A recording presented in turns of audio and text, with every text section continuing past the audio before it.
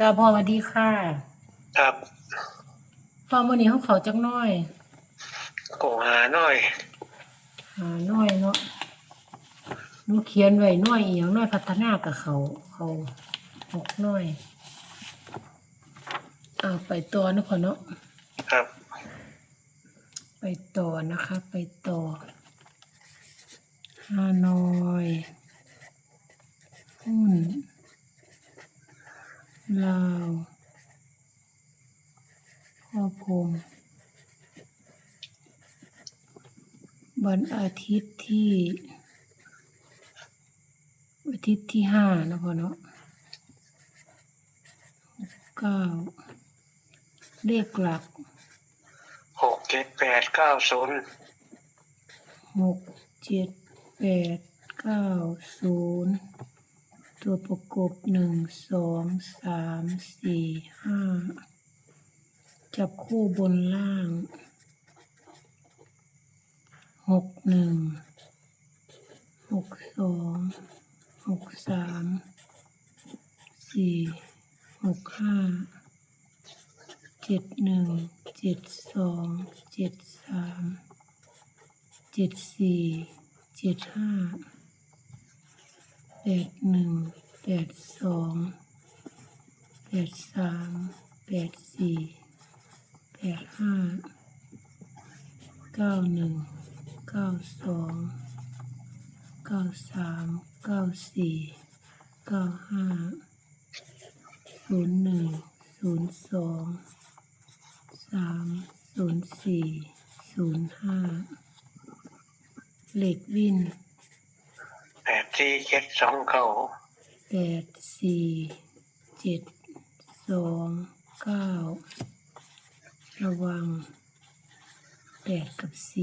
4มื้อนี้ระวัง0กับ4ก็มาเลยเนาะมาหลายอยู่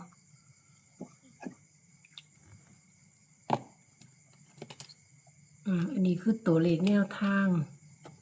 ฮานอยหุ้นลาวสำหรับมื้อวันที่5มื้ออื่นเด้อพี่น้องเด้อใครมักชอบก็จัดไปเลยแต่ว่าตัวเลขแนวทางมันเข้าดีสายเพิ่นมักฝึกสมองประลองปัญญาเพิ่นเอาอยู่แล้วเนาะค่ะเนาะเอาตัวนี้คือตัวเลขแนวทางของฮานอยสำหรับพรุ่งนี้นะคะกับพ่อแม่พี่น้องที่มักที่ชอบก็แคปหน้าจอเลยมื้อนี้ก็เข้าบ่มีบนล่างเนาะพ่อเนาะมื้อนี้เข้าขาเดียวเข้าขาเดียวทั้งหา6น้อยเลยเอาบ่เป็นหยังพี่น้องค่ะมื้ออื่นอาจจะเข้าหลายสำหรับชุดเต็มเล่าพัฒนามื้ออื่นเนาะพ่อเนาะอันนี้เป็นชุดประกอบสำหรับนี่เป็นแนวทางประจำวันสำหรับมื้ออื่นเป็นชุดเต็มทุกคนทุกหวยนะคะชุดเต็มของทุกคนทุกหวย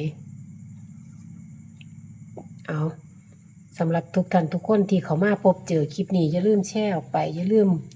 กดกระดิ่งแจ้งเตือนไว้เพื่อจะได้บ่พลาดข่าวสารใหม่ๆตัวเลขเด็ดๆจากทางช่องเนาะค่ะเนาะสำหรับมื้อนี้แอดก็หลังจากหวยออกแล้วก็เฝ้าโทรหาพ่อพรหมเอาตัวเลขแนวทางมาฝากพี่น้องเฮา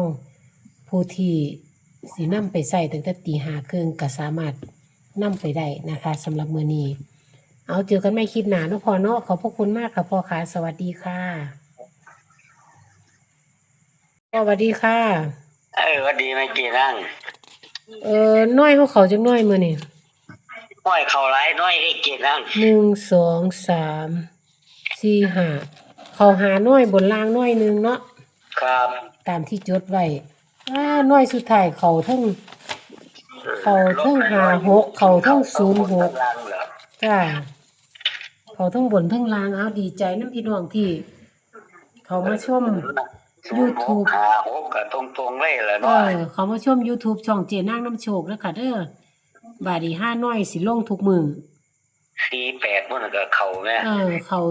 48เขา76มันนั่นเขา48เขา76ครับเขา06เฉพาะกิจก็เข้า94เฉพาะกิจเฉพาะกิจเขา94เนาะครับผม มาพิเศษบ่พิเศษเขา76ครับปกติเขา48ปกติเขา48ครับบ่ได้จับใส่เลย87ก็มีอยู่ในอันอยู่ว่าหลายตัว โอ้แสดงว่า87ก็มีแม่นบ่นี่หมดเลยเกณฑ์นั่ง87บ่นั่น01บ่นั่นก็มีเด้10บ่นั่น จับใส่มันเต็มเลยมื้อนี้ ผมญาติมันหลายตัวเคยเห็น16ตัวสันดอก อืมเคยเห็น16ตัวก็แล้วแค่นั้นติ16ผมเห็นแต่16ตัวบัดนี้สุดน้อยมัน10ตัวสิเขาโทรมาเอาสุดน้อยมันผมให้ไว้ก็เขาคือกันละสุดน้อยก็เขาอัน76คือกันเขา56คือกันเขา49คือ48คือเก่าตัดออก16ตัวเหลืออยู่10ตัวนั่นน่ะ บ่ สุดน้อยเขา โอ้ อืม ส่วนน้อยก็ดีคือกันได้ล่ะเนาะ แต่ว่าสุด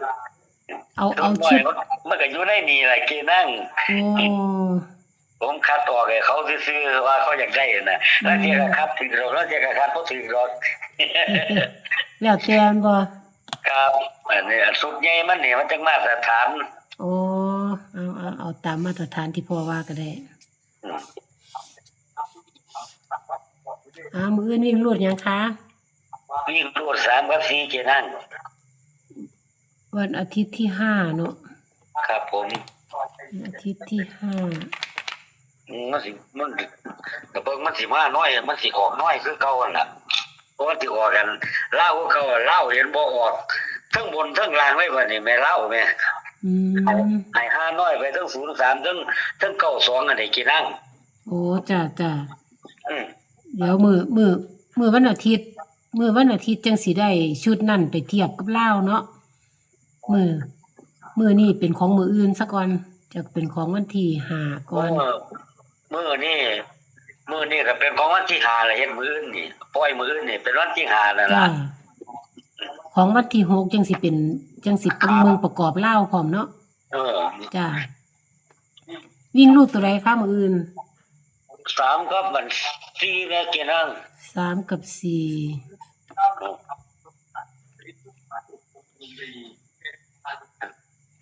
จับคู่ แล้วครูนี่393031 39 30